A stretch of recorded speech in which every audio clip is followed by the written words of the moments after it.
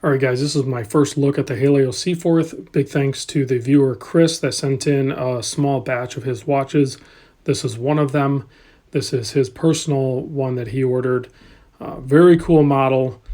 And like I said, this is my first look at the Halios Seaforth line. And I can see why people are drawn to him. It is such a well put together watch. All the right dimensions. I measure 40.8 millimeter across here, and that's including the bezel, which sticks out just ever so slightly. So, it's just under 41, I would say. Only 46.5 millimeter lug to lug. Lugs turn down really nice. You can see most of it's brushed, and then you have really nice polished relief edges, and you can see they graduate from narrow down to expansive. But so it's not a symmetrical line. It's it graduates, so it gives a little more pop, a little more flair. It's only 12 millimeter thick, and that's including that boxed sapphire crystal. And this does house the 2824 ETA movement in it. I will show you the unscrew of the crown here. I want to show you something because I thought maybe there was going to be a ghost date on it, but I didn't pick it up. 20 mil lug width. So this thing is like, I see why they sell out like crazy. They have a few different colors. So I'm going to show you here you get an excellent pop on the crystal, on the crown, and then the first position I pull out, it actually hacks the movement, and then you can adjust the time.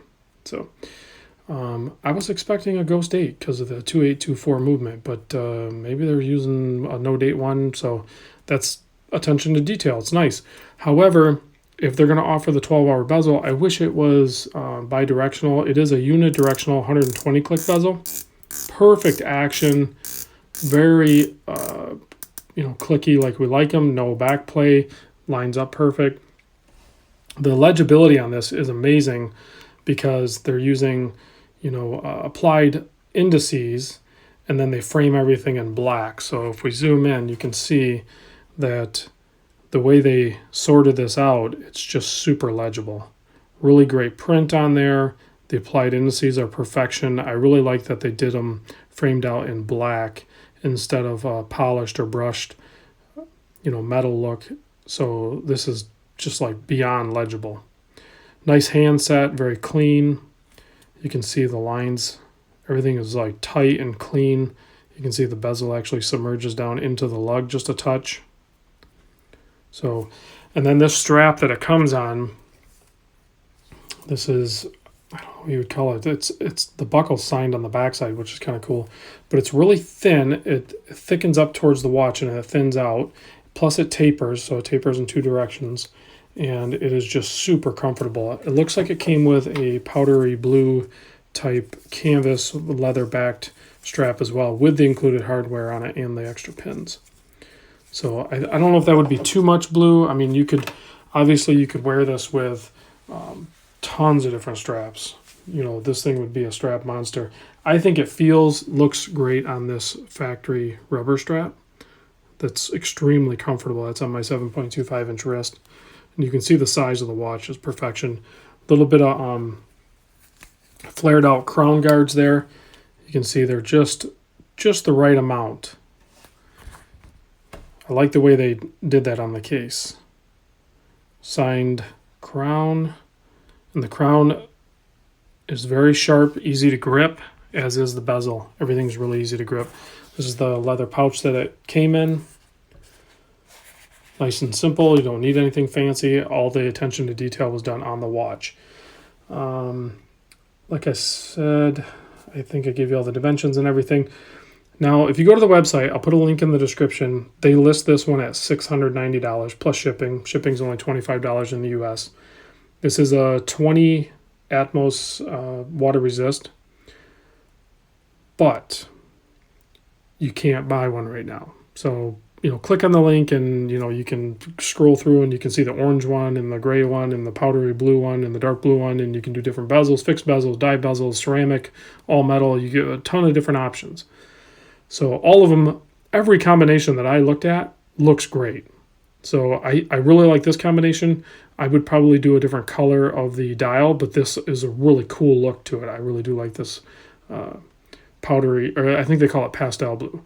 But they, of course, they have an orange one, which, I'm going to gravitate towards. But nonetheless, the pricing on these is crazy when you look on the secondary market. For kicks, I went over to eBay because that's, nice to see what they're trending at. And you look at ones that have sold and they sell consistently higher than the new purchase price. So now I don't know how that works. I think it's because, they're difficult to get. So it kind of drives up demand and then people pay a premium. So unfortunately that happens in many hobbies or, collectors circuits. And it certainly happens in the watch industry. And it's kind of a bummer, but at least they're still available on the secondary market if you miss it out. But you might just pay a premium anywhere from, so like this was new, $690 plus 25 ship. I would venture to say you go over to eBay and you're probably going to see this thing for around $800-900. I could be wrong. You guys go check it out. Let me know what you think. Different colors, different bezel options, all that is going to play effect. But very cool watch. I understand now after having one in hand. I can understand why they are in such high demand. So hopefully they can figure out a way to, or maybe it's better that they don't increase production. It's kind of the whole Rolex game, or some other manufacturers have done it too. Do you keep that demand really high and the supply, where it's a comfortable? Because I've never done this. You guys have never done this. Most of you guys that are watching this have never done this. Do a micro brand watch company. We haven't owned one of these. So the logistics behind it, maybe it is more difficult for Halios to ramp up production. It's logistically too difficult, and then his profit margins come down, and then he can't continue to make the watches. Maybe he's at a sweet spot right now where he can control it, or the company, whatever, they can control it, and their overhead and everything is like perfection. So I don't know how all that works. I'm just speculating. So, it's unfortunately, when we're sitting back here going like, well, I want one. I can't even order one, but I don't know the behind the scenes story. So maybe if you guys know, chime in, let me know in the comments. But like I said, I'm speculating. So unless you actually know how it works, then, we're just speculating. So, all right, guys, thanks for watching. Big thanks to Chris for lending this in. And he also lent in that Baltic, the Jonhans, and a Seiko turtle, this Notice. So those are all videos that are going to be coming up. And then at the end of those, what happens. So, all right, guys, thanks for watching, and I'll see you in the next video. Nope, hold on a second. We got to do a loom shot. I didn't write down what loom. I don't know if they show what loom is on it. I'm not sure if that's BGW9. I think we need a little bit of... Let me give a little bit of backlight here. Total darkness, it doesn't really do very good. So, yeah, that's a little bit... To the naked eye, it's a little greenish. The loom is not spectacular. It is definitely not Seiko loom. It looks good. I think it could have been better. So hopefully newer versions will have a heavier application.